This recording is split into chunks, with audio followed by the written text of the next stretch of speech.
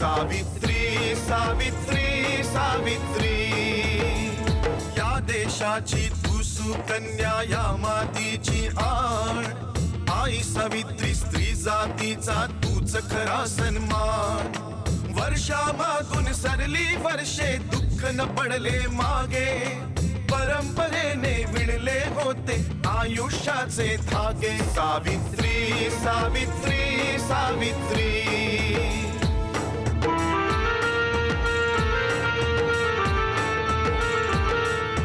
ज्ञान कशाला हवे मुलीला, शिक्षण होते पाप, जन्म मुलीचा दुर्दैवाने ठरला होता शाप.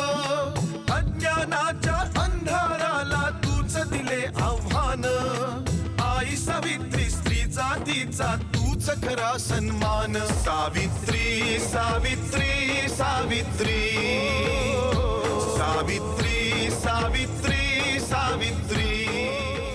या पोटलीत काही दागिने आहेत ज्यांची किंमत 100 गुणी धान्य इतकी आहे. आमची तुम्हाला विनंती आहे की धान्याच्या बदल्यात तुम्ही मूल्याचा स्वीकार करावा. तू हे दागिने देऊन धर्माचा, त्याच्या विधानाचा, त्याच्या परंपरांची किंमत करतोस.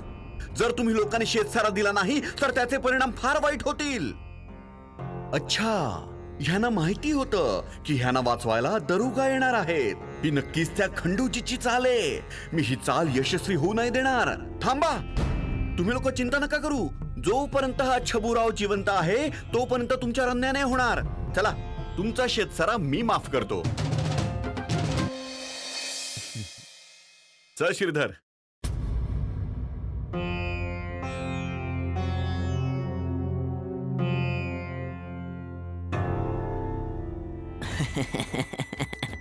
हरी काका, आज तर जे घडलं आपण ते स्वप्नात सुद्धा विचार करू शकत नव्हतो. खंडेरायानं आपलं म्हणणं ऐकलंय.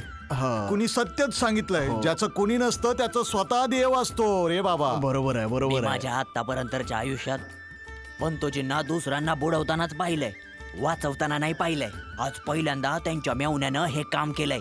नक्कीच यात पंतोजींची सहमती असेल. कुणास ठाऊक, आजपासून पंतोजी सुद्धा आपल्या गरिबांसोबत असंच वागतील.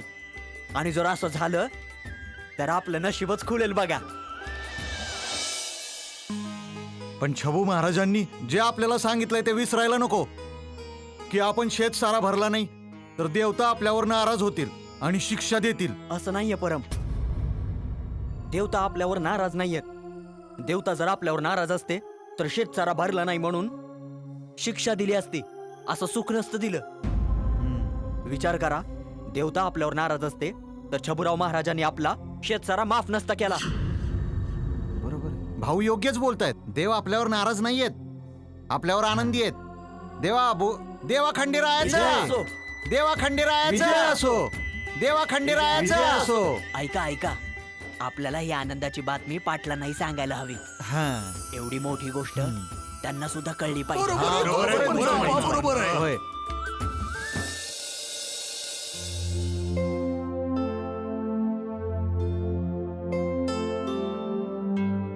पाटील, एक अंगठा इथे लावा. हा घ्या. आता तुमची जशी इच्छा होती तसंच झालंय. आता शिरवल जवळची 10 गुंठे जमीन जी आम्ही मिशनरीला देण्याचं बोललो होतो ती आता पूर्णपणे मिशनरीची झाली आहे ना? हो पाटील, झाली. ठीक आहे.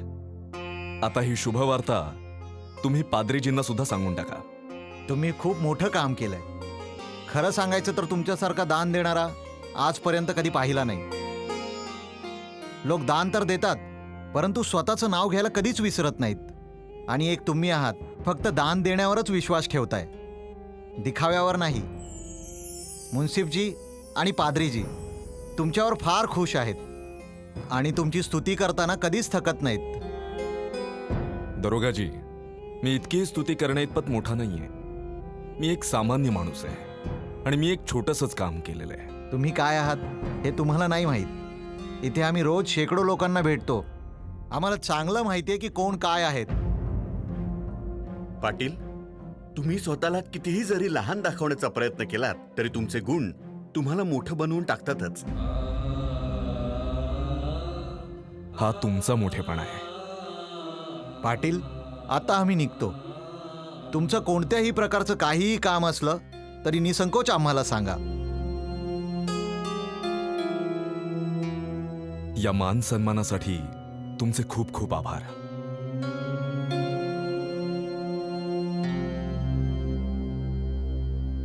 देवा खंडेरायाचा जय. देवा खंडेरायाचा जय. देवा खंडेरायाचा जय. देवा खंडेरायाचा कारण कधी कधी शिक्षा देण्यापूर्वी हत्याराला खेळणं बनवावं लागतं. कारण कधी कधी लांब उडी मारण्यासाठी एक पाऊल मागे यावे लागते. कारण कधी कधी कोसळण्यापूर्वी शांत व्हावे लागते. परंतु असे का भाऊ, शेतसारा गोळा करण्यासाठी निघाले तेव्हा असा विचार तुमच्या मनात नाही आला? तेव्हा तुमच्या चेहऱ्यावर त्या शूद्रांचा सर्वनाश उघड उघड दिसत होता. मग तुम्ही अचानक त्यांना अभयदान का दिले? त्यांना का सोडून दिले? जर पंतोजींनी तुमच्या जागी मला शेतसारा गोळा करण्याची जबाबदारी दिली असती ना, तर मी त्यांना चांगलीच अद्दल घडवली असती. आले का लक्षात भाऊ? हाच तर फरक आहे एक शिपाई आणि सेनापतीमध्ये. शिपायाला तर फक्त डोळे बंद करून लढणं माहिती असतं, परंतु सेनापतीला आपले डोळे उघडे ठेवावे लागतात. जिंकण्याची योजना आखावी लागते. जेव्हा मला माझ्या हरण्याची जाणीव झाली तेव्हा मी योजना बदलली. हारण्याची? ते कंगाल, भुके, अभागी, मरतुकडे आपल्याला हरवतील? तुम्ही असा विचार तरी कसा केला? विचार करावा लागला. जेव्हा पटवारी आणि दरोगाला एकत्र पाहिले तेव्हा विचार करावा लागला. हीच अवस्था माझीही झाली होती जेव्हा मी पटवारी आणि दरोगाजींना एकत्र पाहिलं होतं. क्षमा करा भाऊ, आम्हाला तर माहीतच नव्हते की त्या खंडोजीने तुमच्यासाठी एवढे मोठे चक्रव्यूह रचले. परंतु भाऊ, तुम्ही सुद्धा कमी नाही आहात. तुम्ही काय चाल खेळला, त्या खंडोजीची योजना तिथल्या तिथेच राहिली. भाऊ, एक गोष्ट सांगू, तुम्ही सुद्धा पंतोजीपेक्षा कमी नाही आहात. अगदी चाणक्य आहात, चाणक्य. आणि तो खंडोजी तुच्छ मागासलेला गावचा पाटील झाल्याने झाला काय माणूस? नाहीतर पशु सोबत राहण्याची लायकी आहे त्याची, पशु सोबत. योग्य बोललास. तो पशूंसोबतच राहण्याच्या योग्यतेचा आहे. त्याची ही इच्छा सुद्धा लवकरच आम्ही पूर्ण करू. परंतु भाऊ, आता शेतसारा गोळा कसा करायचा? लक्षात आहे ना पंतोजींनी जाता जाता काय सांगितलं होतं? पंतोजींनी सांगितलेलं, तुम्ही जर शेतसारा गोळा केला नाही तर तुमच्या सोबत मी सुद्धा. घाबरू नको श्रीधर. शेतसारा कुठेही जाणार नाहीये. अरे शेतकऱ्यांना देवाची भीती तर दाखवूनच आलोय. परंतु तरीही त्यांनी ऐकलं नाही तर दुसरा मार्ग काढू. कारण शेतसारा तर आपल्याला कोणत्याही परिस्थितीत गोळा करायचाच आहे. पण हे काम यावेळी मी शक्तीने नाही, युक्तीने करेन.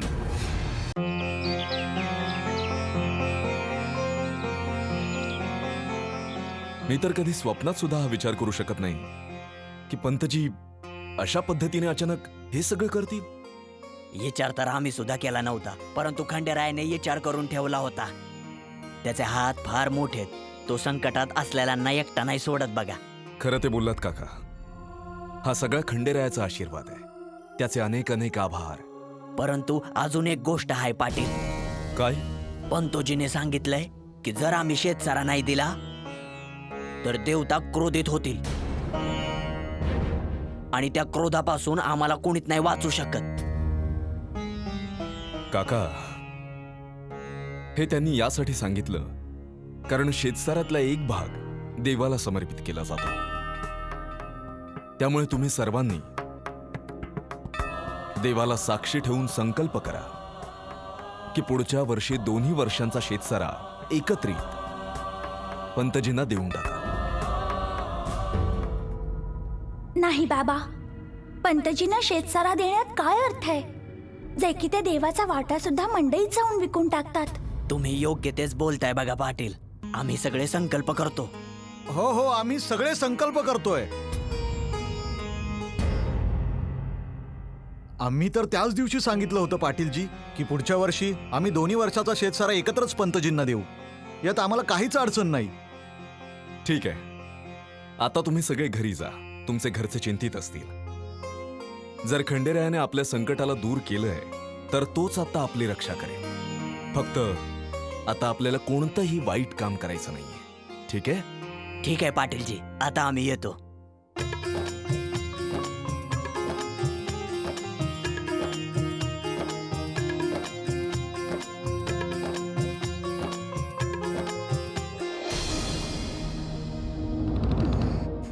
सावी, तू इथे का उभी आहेस? काय झालं? थोडी काळजीत दिसतेस.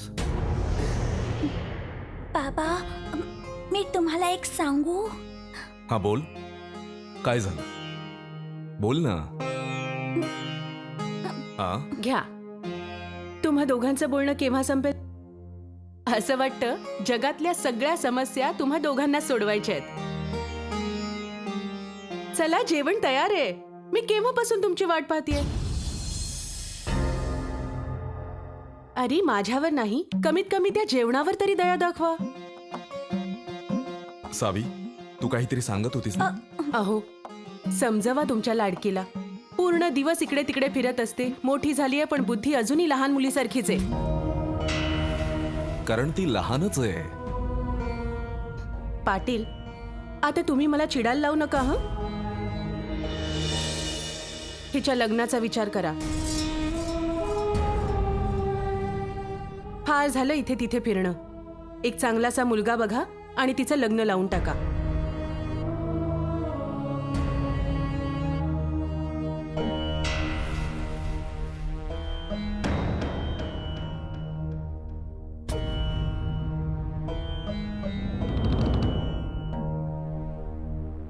आता चला, जेवण गार होतंय. ये.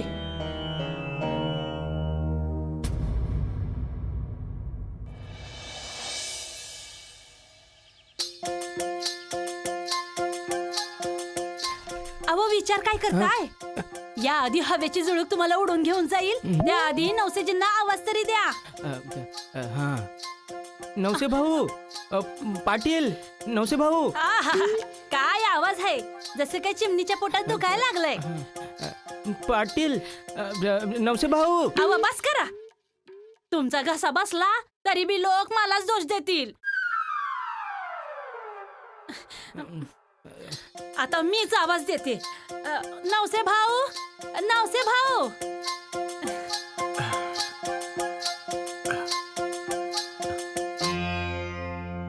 नमस्कार. नमस्कार. तुमचं स्वागत आहे. याला जर उशीर झाला त्याबद्दल क्षमस्व. मला वाटलं की मुलं बाहेर खेळतायत. मग तर तुम्ही अगदी बरोबरच विचार केलात. तुम्ही काही म्हणालात का? बस मी म्हणलं की आम्ही निमगावाहून आलो आहोत. मला काही समजलं नाही. ते मी माझ्या मुलासाठी स्थळ. हा हा, बस बस. अहो, दारातच असं उभं राहून सगळं ठरवून टाकाल की मुलीचं घरदार सुद्धा बघून घ्याल? मला काही समजलं नाही. अहो, त्यात आमचा काय दोष आहे? आमच्या मुलासाठी मुलगी पाहायला आलो आहोत. ज्या मुलीला पाहायला आलो तिचं घरदार तर पाहूच ना. तर तुम्ही सावित्रीसाठी या ना. तुमचं स्वागत आहे. या ना. या या. हा, चला. दादा, ए दादा.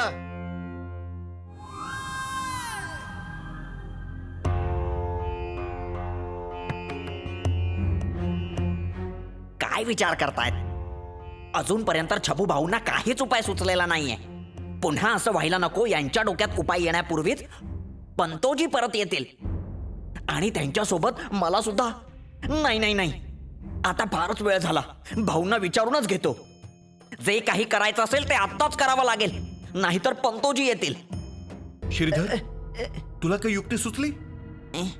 परंतु मला एक युक्ती सुचलीये. शेतकऱ्यांमध्ये सगळ्यात पुढे जो म्हातारा बसला होता त्याचं नाव हरी आहे ना? होय आणि त्याच्या मुलाचं नाव परम. होय. मला परमची सगळी माहिती हवीये. तो कुठे जातो, कुठे येतो, काय करतो, सगळं काही. परंतु भाऊ, कशाला व्यर्थ काळजी करता? लवकर शेतसारा गोळा करा, नाहीतर पंतोजी आले तर तुमच्यासोबत मी सुद्धा जाईल. जे सांगितलंय ते कर. ठीक आहे भाऊ, परंतु याने होणार काय? जे सांगितलंय तेवढं कर फक्त. याने काय होईल, कसं होईल याचा विचार मी केलाय.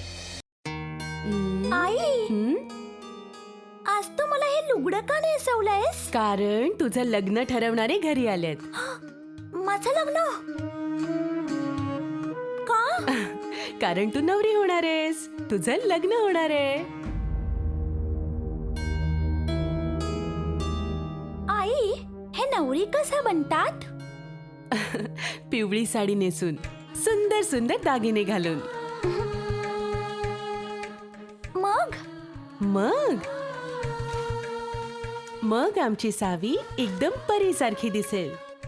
खूप सारी सजावट होईल, पाहुणे येतील, खूप सारी मिठाई तयार होईल, सगळे मजा करतील, नाचतील, खूप सारे आशीर्वाद देतील. आणि मग काय होईल माहितीये?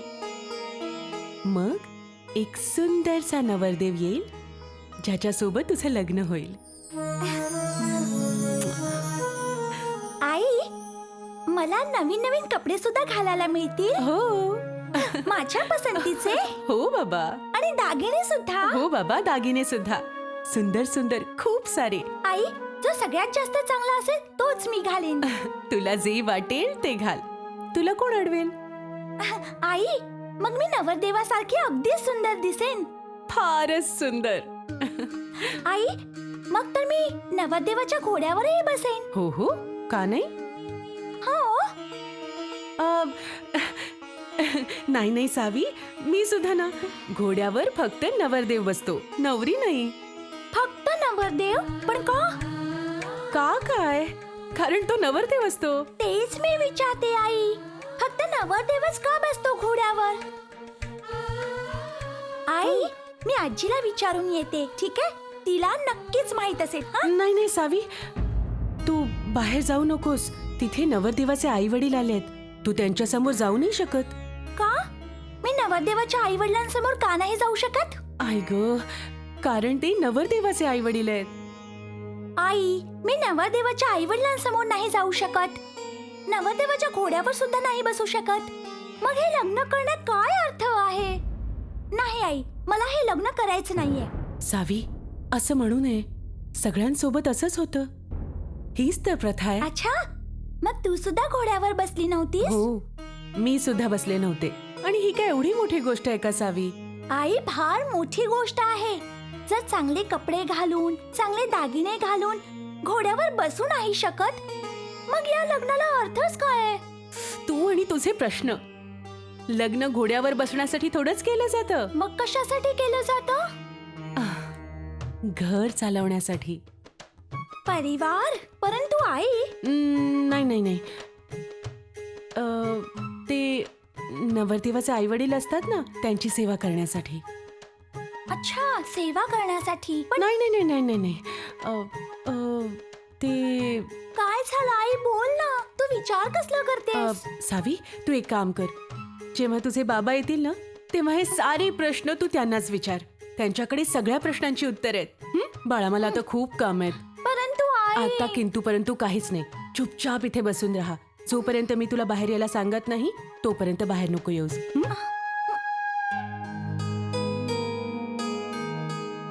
हे घ्या. अरे भाऊ, तुम्ही तर काही खातच नाही आहात. लाजू नका, याला आपलंच घर समजा. अहो, हेच तर मी त्यांना सांगून सांगून थकले. अहो, लाजून लाजून ही अवस्था झालीये, नाही तर माझ्यासारखी असते. बरोबर बोलताय. खायला प्यायला कसलं लाजायचं? तेच तर म्हणते मी. एक तर लाजून तरी घ्या, नाहीतर खाऊन तरी घ्या. मी तर म्हणते खाऊन घेणं जास्त चांगलंय. निमगाव मध्ये तुम्ही काय काम करता? जी ते अहो, थांबा ना. अहो, लक्ष्मीताईंनी इतक्या प्रेमाने इतक्या साऱ्या गोष्टी तयार केल्यात, खाऊन तरी घेऊ द्या. हो, नाही तर लक्ष्मीताईंना वाईट वाटेल की काय? लक्ष्मीताई, हो हो, अगदी बरोबर. अहो, एवढी पण कसली घाई आहे? आरामात खाईन. आईने काहीतरी विचारलं होतं ना, तुम्ही विचारत होत ना आम्ही काय काम करतो. अहो, आम्ही काहीच काम करत नाही.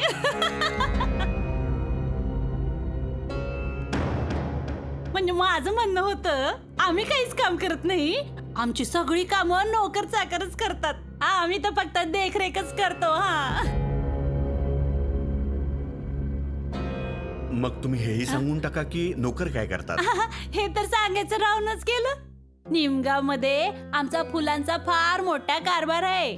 आमची फुलं आमच्या गावात आणि आजूबाजूच्या सगळ्या गावामध्ये जातात. आमच्या फुलांचा सुगंध तर असा येतो की देव सुद्धा सुगंधाने प्रसन्न होऊन जातात आणि आपल्या भक्तांच्या समजा इच्छा पूर्ण करून टाकतात. आणि त्या व्यतिरिक्त 15 बिघा जमीनही आहे. त्यात नोकर चाकर शेती करत असतात. आणि इतका मोठा वाडा आहे की तुमच्यासारखे 7-8 वाडे असेच समावतील जसे नदीमध्ये होडी.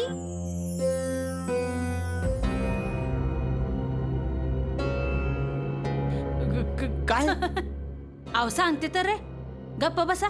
काही विसरले तर सांगा. आणि एक महत्वाची गोष्ट, अहो आमचा मुलगा लाखात एक आहे. त्याच्यासारखा मागून तर काय खरेदी करून सुद्धा मिळणार नाही. हा हो. तुम्ही सुद्धा आमच्या मुलाला एकदा पाहिलं असतं त्यात तर काय पाहिजे? मी काय खोटं बोलते होय? एकदा मुलीकडच्यांनी लग्नासाठी आमचे पाय सुद्धा धरले होते आणि धन दौलत सुद्धा देण्याचा प्रयत्न केला, पण मी नाही म्हणलं.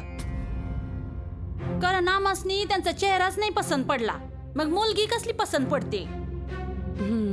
चला खाऊन घेते, नाही तर म्हणाल काही खाल्लंच नाही. हो. आणि तसंही जोडी तर जुळलीच पाहिजे, तेव्हाच तर लग्न शुभ होतं. तुम्ही अगदी बरोबर बोललात. मुलात लाख गुण आहेत तर मुलीत तर 50,000 तरी पाहिजेतच ना. एकीकडे गुलाबाचं फूल आणि दुसरीकडे कोबीचं फूल, अशी जोडी कधी होते का? हो. काय? माझं म्हणणं असं आहे की तुम्ही अगदी योग्य बोललात.